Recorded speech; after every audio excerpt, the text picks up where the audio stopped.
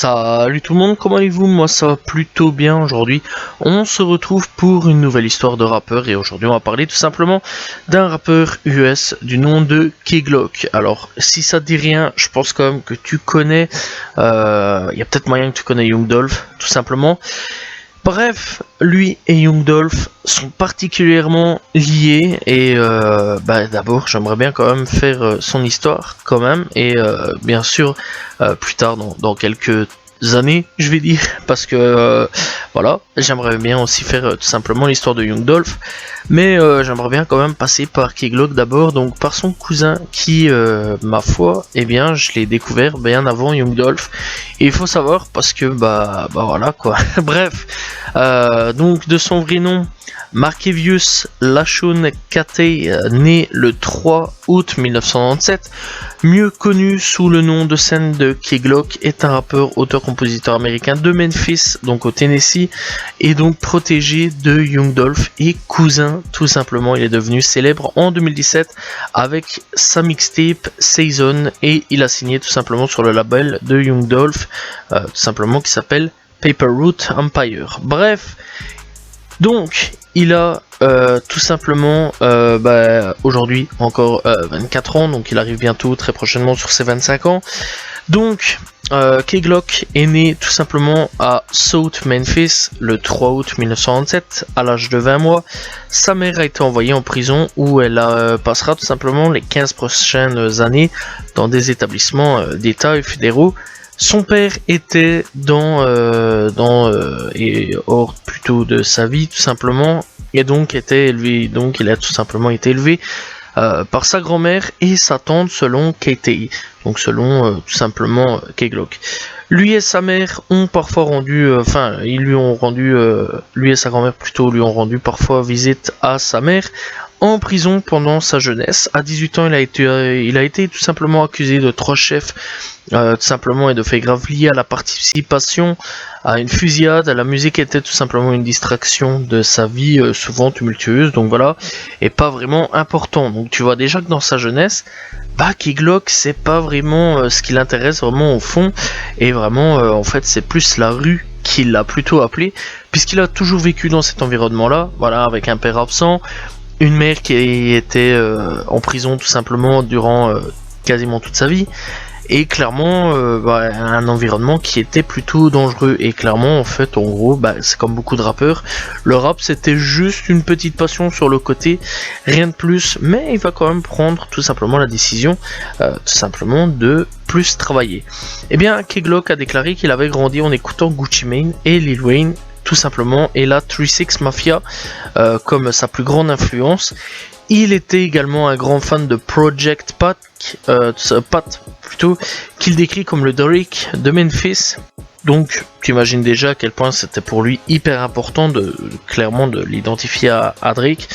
Et donc selon K-Glock, les chansons de Pat, If You Ain't From My Hood et Gorilla Pint ont changé tout simplement sa vie. Le refrain de ce dernier a inspiré l'une de ses chansons phares, tout simplement Dictat. Le premier morceau que Glock a lui-même enregistré était un freestyle de Ain't No Way Around in the Future, hit de Future tout simplement en 2011. Bref, donc il a commencé tout simplement en 2016 à rapper. C'est là où vraiment il a pris vraiment conscience qu'il fallait un petit peu plus rapper qu'autre chose.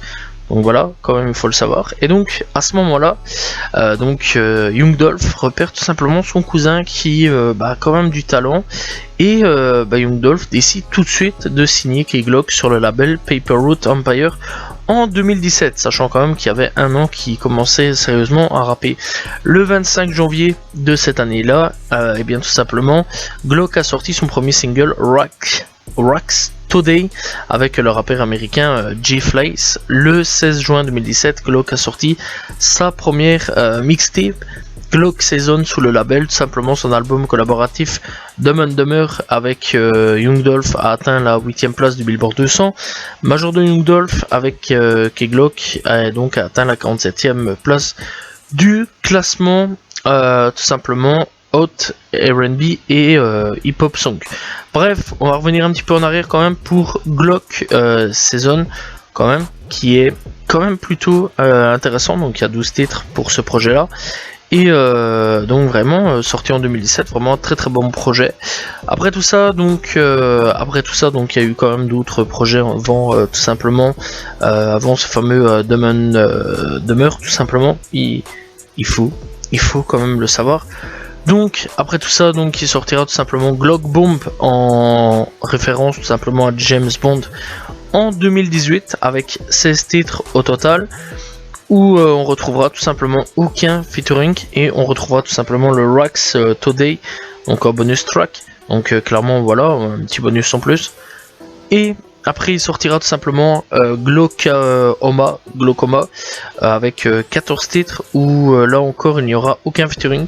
Et personnellement c'est grâce à ce projet là que moi j'ai découvert tout simplement Keyglok et que j'ai vraiment bien kiffé. Et que j'ai été écouter tout simplement les deux autres projets, donc Glock Bomb et tout simplement Glock Season, qui personnellement j'avais bien kiffé à l'époque tout simplement, et même encore de temps en temps ici je l'écoute. Bref, avec Demeure, donc il y a 22 titres au total, où on retrouve principalement Keyglok et bien sûr Young Dolph. Donc vraiment ces deux là ont vraiment créé quelque chose ensemble d'assez particulier. Voilà, d'ailleurs on retrouve que les deux artistes en featuring, personne d'autre vraiment, donc clairement ça annonce déjà un petit peu la couleur sur certaines choses. Après la sortie de son album collaboratif Demeure avec Young Dolph, il part en tournée européenne à travers Manchester et Londres. Le duo tout simplement avec cette tournée, et bien tout simplement collabora avec le britannique, donc rappeur britannique Blade Brown en tant qu'acte de soutien. Les deux ont commencé la tournée No Roll en 2020 à partir du 5 février à Seattle. Le 31 janvier, Keyglok a sorti sa 5e mixtape solo intitulée Yellow Tape, qui a fait ses débuts au numéro 14 du Billboard 200 le 22 mai. Et bien tout simplement 2020, Keyglok a sorti sa 6e mixtape Son of Hagen. Et c'est donc avec la mixtape Yellow Tape, clairement, que là encore plus de gens vont commencer clairement à connaître Keyglok et à s'intéresser un petit peu à la petite ville de Memphis, parce que c'est vrai que déjà il y a déjà pas mal de monde qui s'intéressait quand même à Memphis avec certains rappeurs, dont Young Dolph qui malheureusement n'est plus de ce monde. Et clairement c'est vrai qu'il y a de plus en plus de monde venant de là-bas de Memphis qui clairement commence à péter. Et bien Keyglok en fait partie. Donc avec ce fameux Yellow Tape, c'est vrai quand même que ça a fait pas mal de succès aussi. Et il y aura 16 titres pour ce projet. Quant à tout simplement Son of Hagen, et bien il y aura 15 titres tout simplement, et donc les deux projets ne contiendront aucun featuring malheureusement. Donc voilà, ce qui est fort dommage tout simplement. Bref, le 5 mars 2021, Keyglok et Young Dolph ont sorti le single Aspen et ont annoncé tout simplement la sortie de leur deuxième album collaboratif Demeure 2, dont la sortie est prévue le 26 mars 2021. Il s'agit tout simplement d'une suite de Demeure de 2019. L'illustration de dessin animé du projet fait référence tout simplement à Beavis et Butthead, tout simplement. Bref, donc le projet sort et il y aura 20 titres au total, et encore un succès clairement, voilà, et on retrouvera aucun encore featuring mis à part ces deux là, et clairement ça fera la sauce qui vraiment encore une fois aura un gros succès. Tout simplement malheureusement, donc on arrive le 18 janvier 2022, Keyglok a sorti tout simplement la chanson Proud en hommage à Young Dolph. Il inclut sur la compilation tout simplement hommage à Dolph, Long Life Young Dolph, sorti le 21 janvier 2022. Voilà, tout simplement. Bref, après tout ça, bien sûr, il y aura tout simplement une deuxième mixtape, Yellow Tape volume 2, qui aura tout simplement 20 titres. Voilà, aucun featuring lui non plus.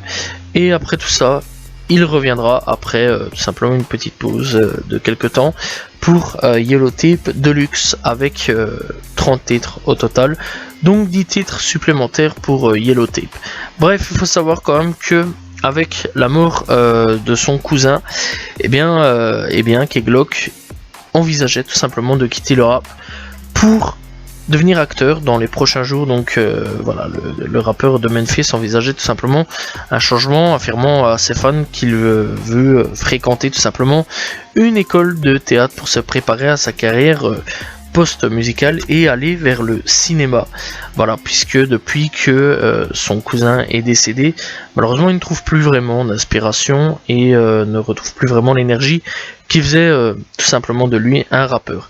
Donc voilà, bref, il faut savoir quand même que tout simplement Key Glock est tout simplement, encore une fois, un bon rappeur et qui a pas beaucoup de chance à ce niveau-là avec sa famille ni avec son cousin qui a été assassiné tout simplement en novembre 2021.